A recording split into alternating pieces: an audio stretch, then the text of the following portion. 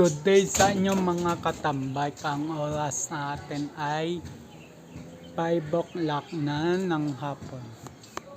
So ipapakita ko sa inyo yung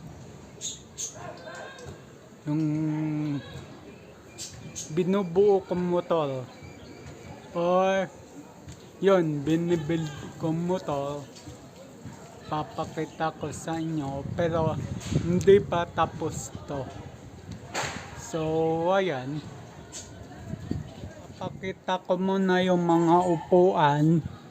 Excuse lang sa bag.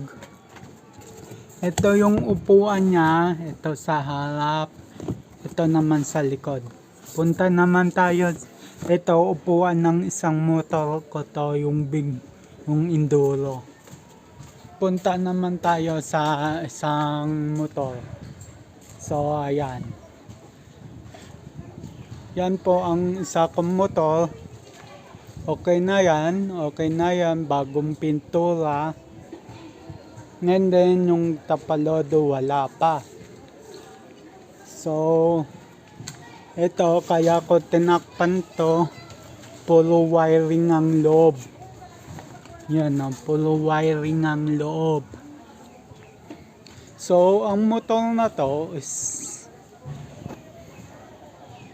so yun mga katambay, ang motor na to is Motostar Z250 Explorer.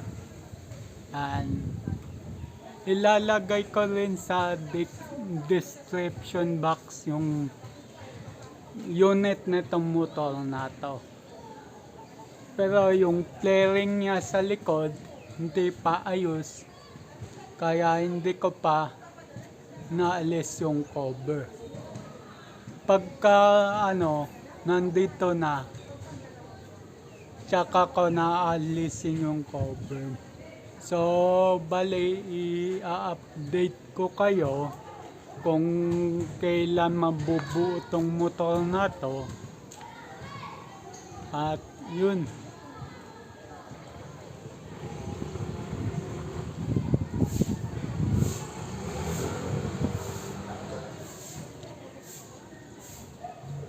at sa mga naghahanap sa akin sa bike, sa pagbabike, kasi may nagko-comment, may nag-chat sa akin, bakit hindi ka na nagagawin sa gantong lugar. Hindi na ako nagagawin dito, dyan. Ganon mga chinachat sa akin. So sinasagot ko. At sa mga naghahanap po sa akin is hindi muna ako makakapag-bike na malayo kasi arthritis. So hindi makabike na malayo. So ayan, sa mga naghahanap sa akin dyan. So yun, at yun lang ang maiksi kong vlog sa araw na to. Next vlog na uli. Keep safe everyone. God bless. And then bye bye.